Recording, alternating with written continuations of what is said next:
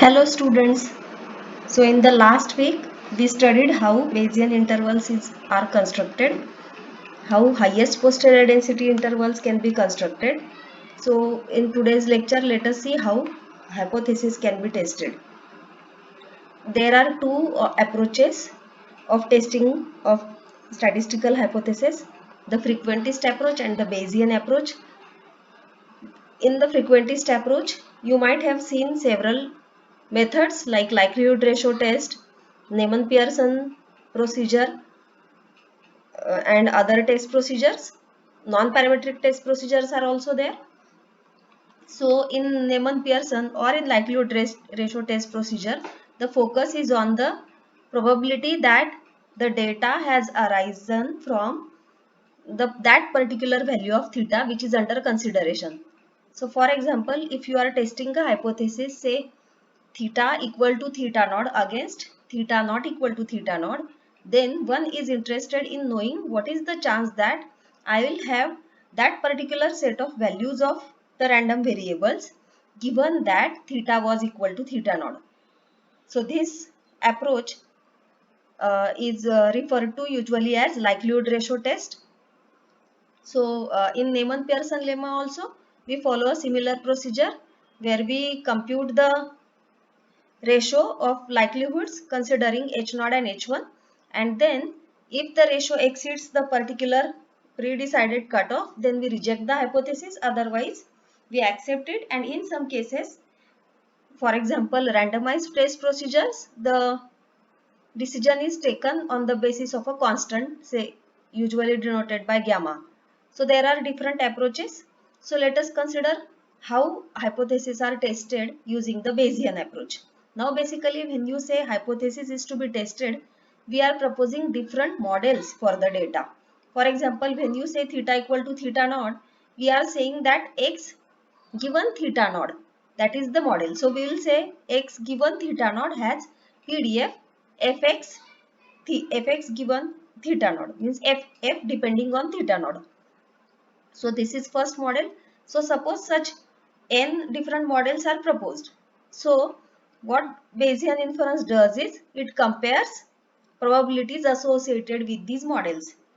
So let us try to understand what I have mentioned here. So hypothesis testing involves entertaining multiple candidate models of how observed data has been generated. Now the hypothesis test involves an assessment of which model is most strongly warranted by the data. So it is the same principle which we are following here. We are focusing on that particular value of the parameter or that model which strongly guarantees that set of data. So Bayesian hypothesis testing in particular works just like any other type of Bayesian inference. By that we mean that we have first prior distribution, then we have the data, we use that data to get the posterior distribution, and then we decide things on the basis of the posterior distribution. So this process is also applied when it comes to testing of hypothesis. So suppose that we have a collection of hypotheses H1 to Hn. So informally a hypothesis now can be associated with different things such as this coin is fair or females have higher average score in the 10 board examination than males. So when you say this coin is fair, it's a very particular hypothesis in the sense if theta is the probability of success, then we are talking about fairness of the coin means one particular value of theta, that is 0.5. Whereas when you say females have higher average score in the 10 board examination than males, it is as if suppose theta A is the average score of females in the 10 board examination and theta B is the average score of males in the 10 board examination, then the hypothesis gets translated to theta A greater than theta B. So formally, each hypothesis should specify a model that determines a probability distribution over possible observations of y. So here y is the random variable or random collection of random variables which involve parameters about which the hypotheses are made. So furthermore, in order to test the hypothesis, we need prior probabilities associated with this hypothesis, usually denoted by probability of HI. So once we have observed some data, we use Bayes theorem to calculate the posterior probability of all these hypotheses like this.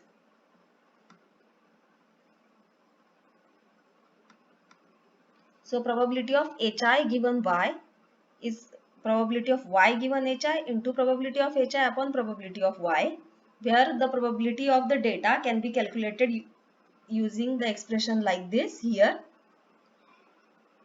Now let us say, how do we work this formula out?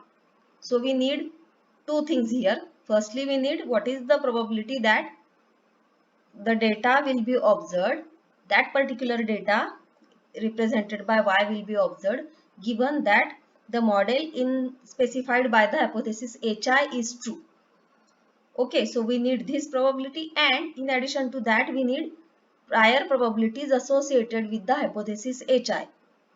Now what do we mean by prior probability associated with a particular hypothesis? This point will be clearer to you when we discuss the next section of this lecture. So in most of the cases, we may have some prior information regarding these hypotheses. For example, suppose we are testing whether the coin is fair or not. So if the coin used for the Bernoulli trials is observed to be a fair coin by the past users of the coin, then the hypothesis that the coin is fair can have prior probability as large as 0.9. Okay, so similarly, if the results of the past 10th board exams can be used to decide the probability of the hypothesis females have higher average score in the 10th board examination than males. So thus, one can always decide these prior probabilities associated with these hypotheses based on some historical information or past information related to the context. So these prior probabilities along with the probability of Y given HI are used to compute the posterior probabilities. Now the question is, can we decide whether to accept one of the models proposed there by the hypothesis HI is H1 to Hn using the posterior probabilities alone? What if suppose we are dealing with only two models, that is we are testing only two hypotheses against each other, that is H0 against H1. Then should we make the decision on the basis of posterior probabilities alone, or should we have a better way to test this hypothesis? So now we were discussing, till this point we were discussing the problem of testing of hypothesis in a general sense. Now let us try to formalize it in a statistical way.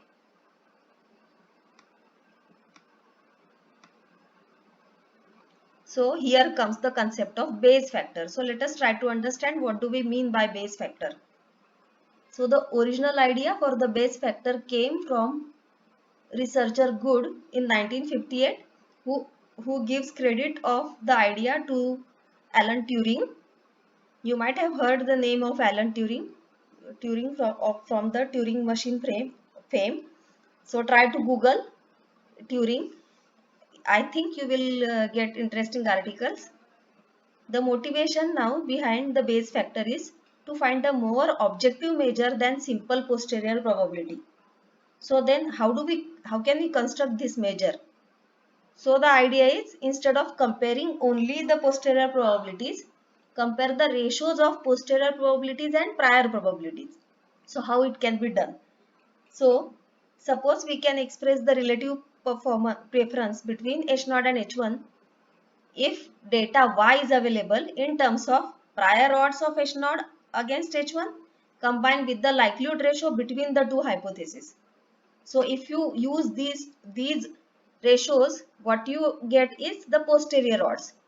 So for example, likelihood ratio, that is probability of Y given H0 upon probability of Y given H1 multiplied by probability of H0 upon probability of H1. So note that the numerator gives me probability that this divided by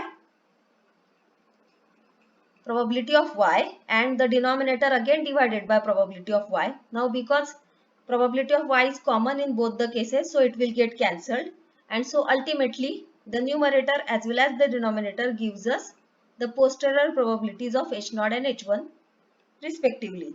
So thus the ratio, likelihood ratio multiplied by prior odds is nothing but the posterior odds. So the Bayes factor is defined as the ratio of posterior odds to the prior odds. So that is probability of H0 given Y upon probability of H1 given Y divided by probability of H0 upon probability of H1. Can we have a better interpretation for this?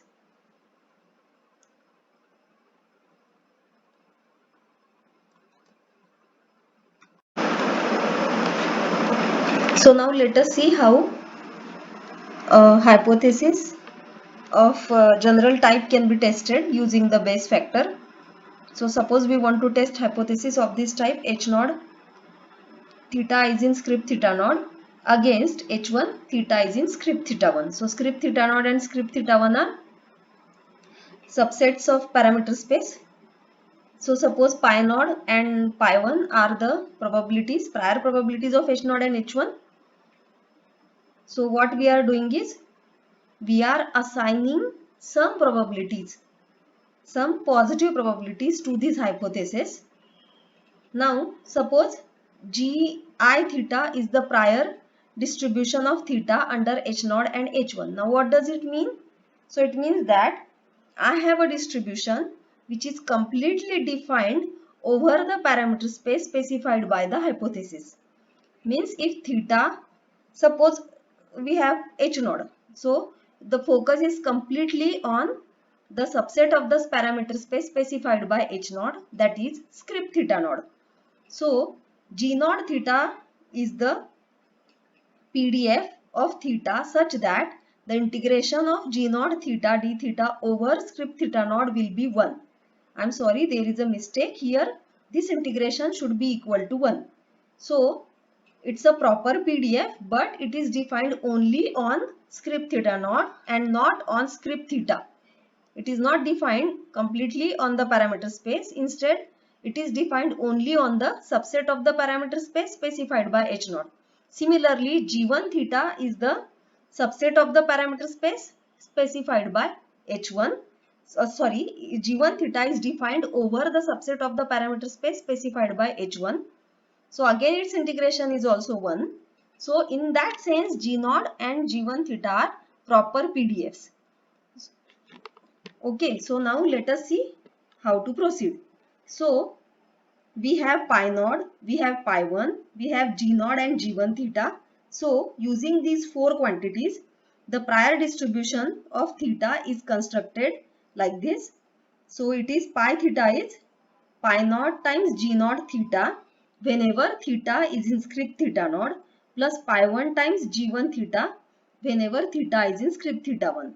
So that this means that if theta belongs to script theta 1, this indicator function will be 1 and this indicator function will be 0. So in that case, pi theta will be simply pi naught times G naught theta. And if you have a value of theta which belongs to script theta 1, then this pi theta will be simply pi 1 times G1 theta. So pi theta is a mixture density, but it's a mixture of two continuous distributions, two continuous PDFs here. So the marginal distribution of x can be computed. X is a random variable whose probability distribution involves this parameter theta. So the marginal distribution of x can be computed like this.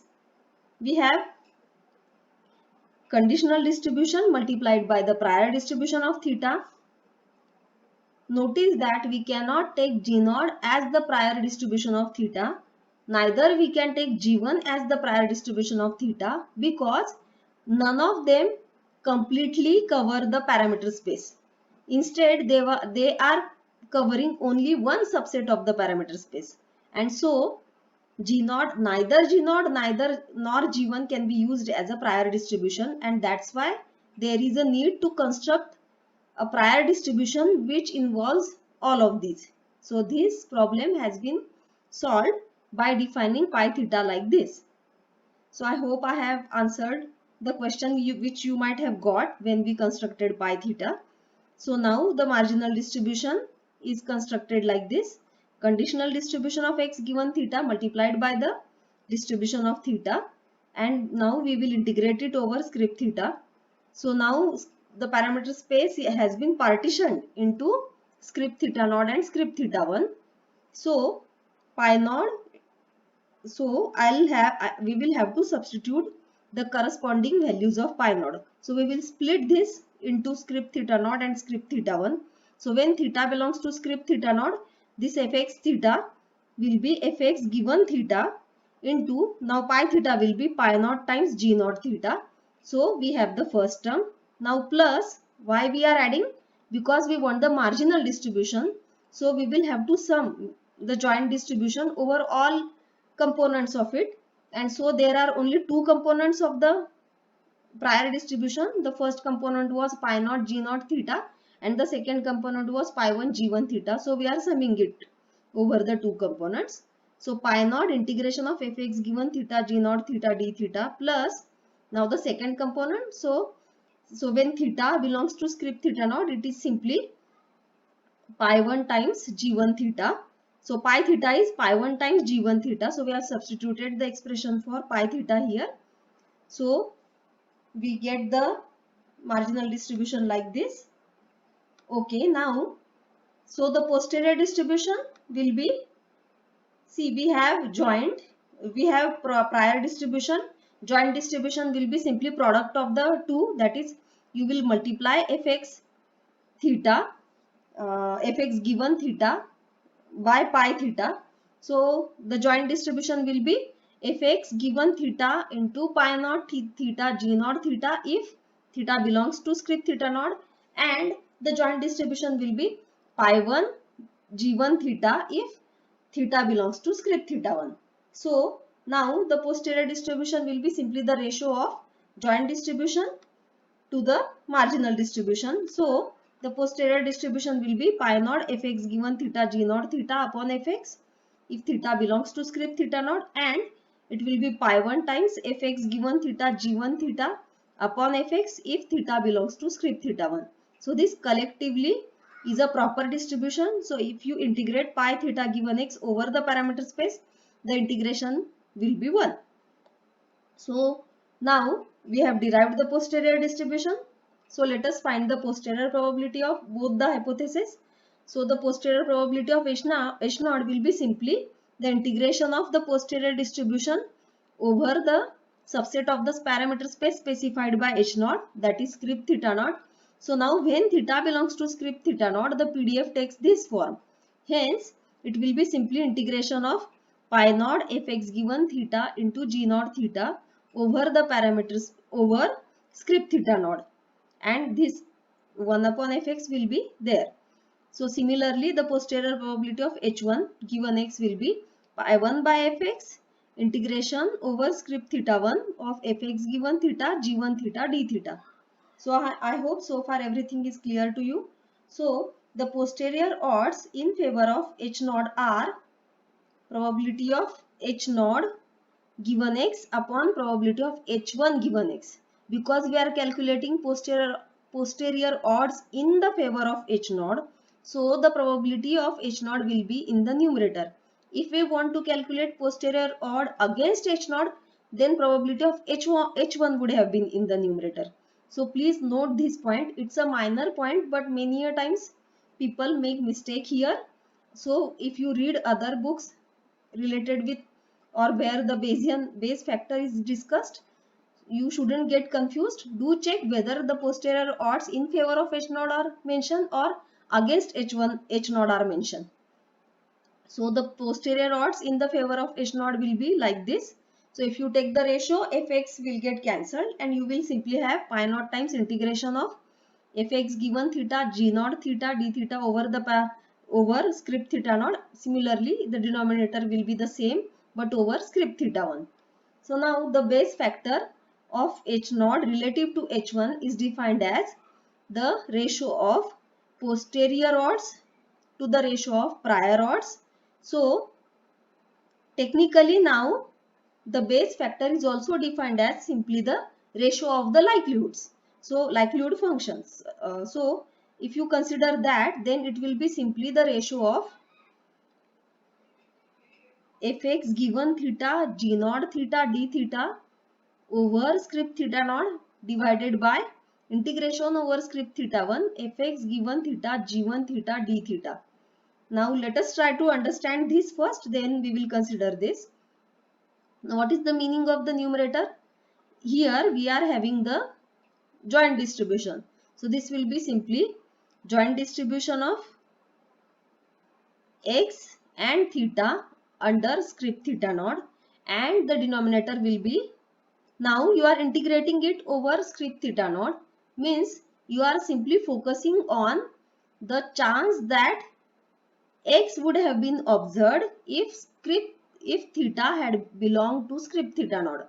Now because we are having a subset of the parameter space in H naught, since H naught is not supposed, here it is not mentioned to be a singleton set, there can be infinitely many values in script theta naught. So in order to get a better understanding, this probability is integrated over all possible values in script theta naught, and so the numerator is basically the likelihood that x has been observed if h naught had been true. Similarly, the denominator can be interpreted as the likelihood that x has been observed if h1 is true. So in other words, if you compare this with this here, notice that this expression and this expression, they are connected in the sense, if I remove this pi naught upon pi 1 and if I take it this ratio to this side, then I get the expression for base factor. So another common way to define base factor is to define it as a ratio of these two quantities. So this happens to be equal to the ratio of posterior odds in the favor of H naught to the prior odds in the favor of H naught. So now what does it mean? So if pi naught by pi 1 was the way the hypotheses were connected before getting the data, then in the numerator we are comparing the same set of hypotheses but based on the posterior probabilities. So what will happen if this base factor is very small? It will indicate that the evidence against the H naught is strong. So now how can we understand this? So notice that this probability of H naught given x upon probability of H1 given x divided by pi naught by pi 1 can also be written as probability of H naught given x upon pi naught into pi 1 upon probability of H1 given x. So now it means that if pi naught was the prior probability associated with H naught, then the posterior probability of the same hypothesis is given by probability of H naught given x. Now it will mean that the ratio means the change in the probabilities of the H naught is a lot lesser than the change in the probabilities associated with H1 if base factor is small. Let us try to re-understand this. What do we mean? When can we get the small value of base factor? So we will get the small value of base factor if the ratio of probability of prior probability of H naught H1 to the ratio of posterior probabilities of H naught and H1, if the first is very small compared to the second, then overall the ratio, that is the base factor, will be very small, and so it will indicate that the data has given more support to the H1 hypothesis than to the H naught, and so we have stronger evidence against H naught. You will have a better understanding of the concept of base factor when we implement it in R. So we will have a practical also on base factor. So I hope the things will be clearer to you then. So So notice that here we have needed 4 quantities to test the hypothesis, prior probabilities of both the hypothesis, and 2 distributions, 2 separate distributions associated with each of the hypothesis. So now if we test a hypothesis, especially one-sided hypothesis, then if a continuous prior distribution is available for the entire parameter space, then we don't need to express it like this. Instead, we can simply use pi theta. If a continuous prior pi theta is available, we can simply use it as it is to test the hypothesis. So by this we mean that if we want to test a hypothesis of the type say theta less than or equal to theta naught against say theta greater than theta naught, and suppose pi theta is a continuous prior distribution defined for the entire parameter space. Suppose the parameter space is the real line, then in this setup we don't need to define a separate prior distributions for H0 and H1. Instead, this continuous prior pi theta can be used to calculate the prior probabilities of the hypothesis, that is pi naught and pi 1, and then the posterior distribution, which will be again a continuous distribution, can be obtained, and the posterior probabilities of both the hypotheses can be constructed using the posterior distribution, and so the base factor can also be computed. So as long as you are testing a one-sided hypothesis and a continuous prior is available, you don't need to construct pi theta like this. So now let us address the problem of testing a point null hypothesis. So let us see how it can be done. Now what do we mean by point null hypothesis? So suppose we want to test a hypothesis of this type theta equal to theta naught against h1, which is theta naught equal to theta naught. So now notice that here h naught is a singleton set, script theta naught, that is the subset of the parameter space associated with h naught is a singleton set and it contains only one point theta naught. So the major problem with such hypothesis, in testing such hypothesis in the context of Bayesian inference, is that if you have a continuous prior, then prior probability associated with H naught will be automatically 0. And so in that case, it will be of no use, because if the prior probability associated with a hypothesis is 0, the posterior probability is always going to be 0. So for example, suppose the point for example, suppose we are testing a hypothesis uh, where the Poisson mean say theta is equal to 1. So here the parameter space is simply a singleton set containing just one point, that is 1. Now suppose we are using a gamma prior, because gamma is a conjugate prior for Poisson distribution. Then since gamma is a continuous distribution, probability that theta is equal to 1 will be simply 0. So a continuous prior is not going to work as long as you are testing a point null hypothesis of this type. Moreover, here the significance of theta naught is also important. So usually theta naught represents a value of the parameter which is of extreme importance. For example, in the coin tossing experiment, if we say theta is equal to 0.5, then it is important to test this hypothesis because it indicates that the coin is fair, which is point of interest of many people. So there can be other instances also where a particular point of the test of the parameter space is important. For example, if you are testing hypothesis, say the number of defectives in a sample of size n, or the proportion of defectives is exactly equal to say 0.05, then when you say exactly equal to, so you are dealing with the singleton set. So there can be many such cases where exact equality, that is the parameter space, is a singleton set. So in all such cases we need to have a separate procedure. So as I have explained before, we cannot use a continuous prior. So now what can be done? So there are two solutions to this problem. So one solution is to either approximate the point null hypothesis by an interval null hypothesis. For example, if you want to test hypothesis theta equal to theta naught, and if it can be approximated as theta belonging to the interval theta naught minus delta to theta naught plus delta, where delta is close to 0. So if these hypotheses are approximately equivalent, then the problem of testing point null hypothesis becomes the problem of interval null hypothesis, and so the usual procedure, the procedure which we have discussed earlier, will work here. So in order to understand this, let us take an example.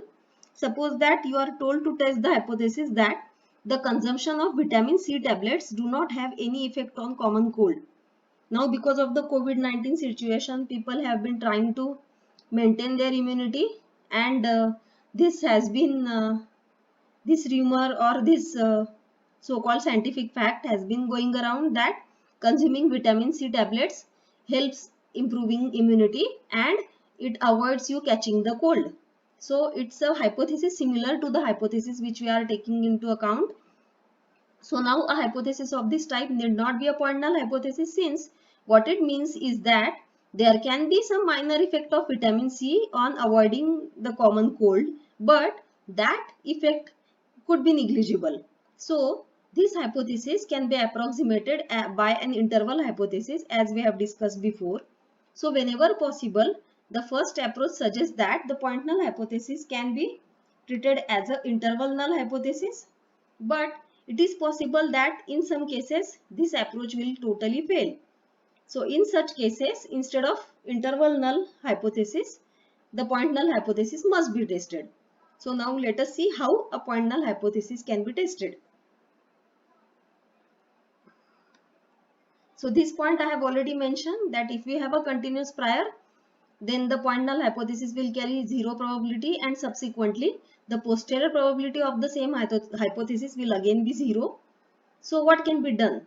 So what we want to do is we must assign a positive probability to the null hypothesis.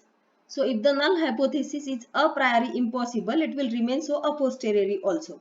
This we have mentioned. So therefore, a prior probability of pi naught greater than 0 needs to be assigned to the point theta naught, and the remaining probability, that is 1 minus pi naught, should be spread over the rest of the parameter space, that is collection of all theta such that theta naught equal to theta naught, using a PDF, a continuous PDF, say G1. So it is as if I am having a discrete distribution, say a degenerate distribution denoted by G naught at the point theta naught. So G naught theta will be simply 1 if theta is equal to theta naught and 0 otherwise. Okay, then suppose pi naught and pi 1 are the prior probabilities of H naught and H1. So these probabilities I have already mentioned. Then the prior PDF can be constructed as follows. So pi theta will be the way we have constructed earlier.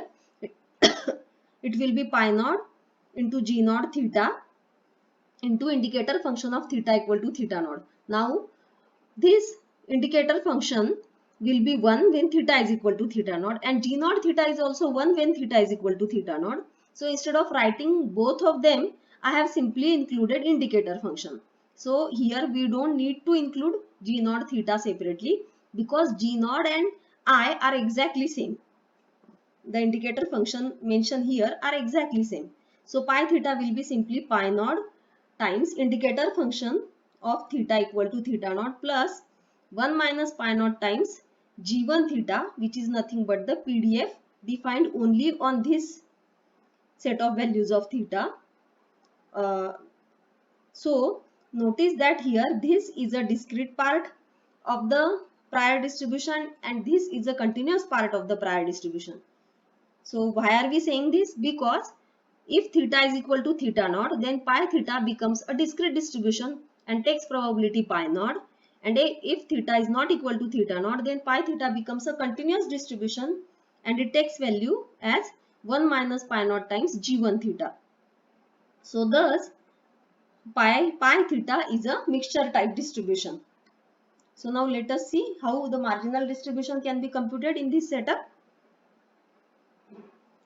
So fx, let us repeat the procedure. So fx will be integration of joint distribution of x and theta with respect to d theta. Now notice that here pi theta is a mixture type prior, so I'll have a discrete component and a continuous component. So suppose theta is equal to theta naught, then the conditional distribution of x given theta will be fx given theta naught, and the probability associated with this is pi naught. So it will be simply pi naught fx given theta naught plus, now integration over this part multiplied by fx given theta. So it will be 1 minus pi naught integration over theta naught equal to theta naught fx given theta g1 theta d theta. So suppose this part of the term, that is this integration, suppose we call it as f1x, then fx is simply pi naught fx given theta naught plus 1 minus pi naught f1x.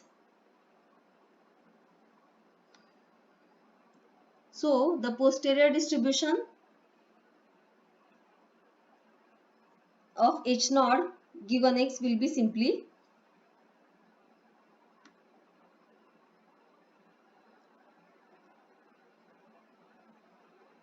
joint distribution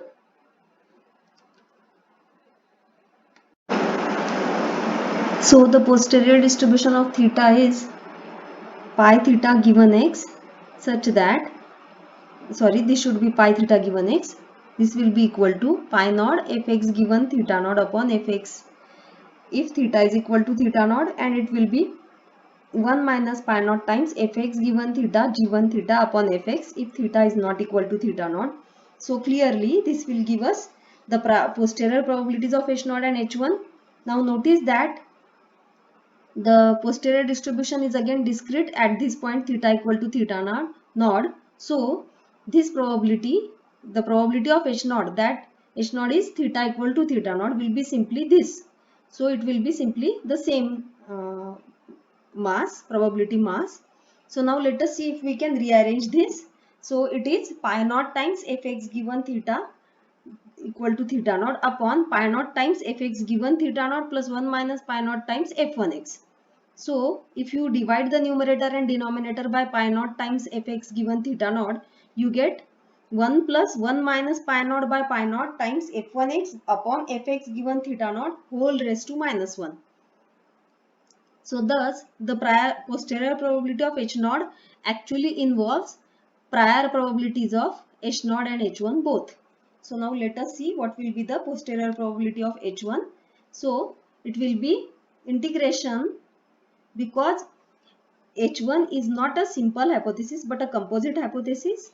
It contains infinitely many values of theta. So the posterior probability of H1 will be integration of this pi theta given x over the range theta not equal to theta naught.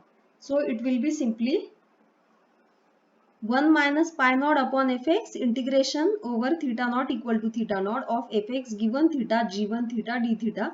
So recall that we call this as f1x. So simply the posterior probability will be 1 minus pi naught times f1x upon fx.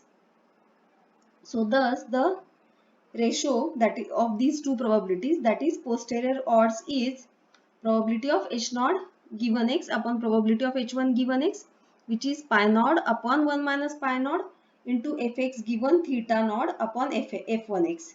See here, if you follow this expression and this expression, you will immediately understand why the ratio is looks so simple.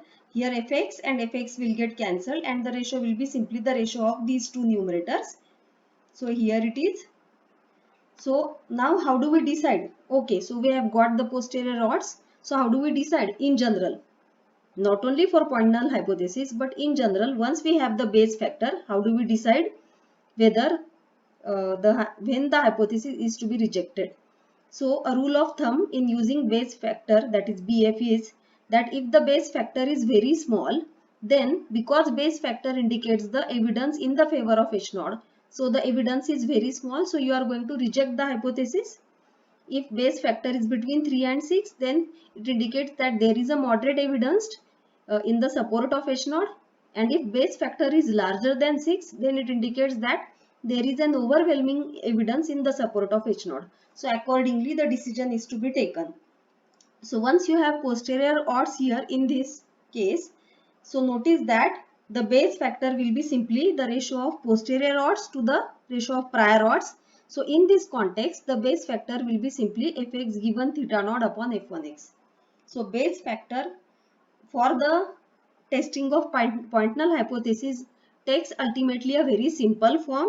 It is simply the ratio of f of x given theta equal to theta naught, where theta naught is the value specified by h naught, upon f1x, which is f1x is nothing but the integration of the joint distribution, that part of the joint distribution which is defined over h1. So now an interesting homework I have proposed for you.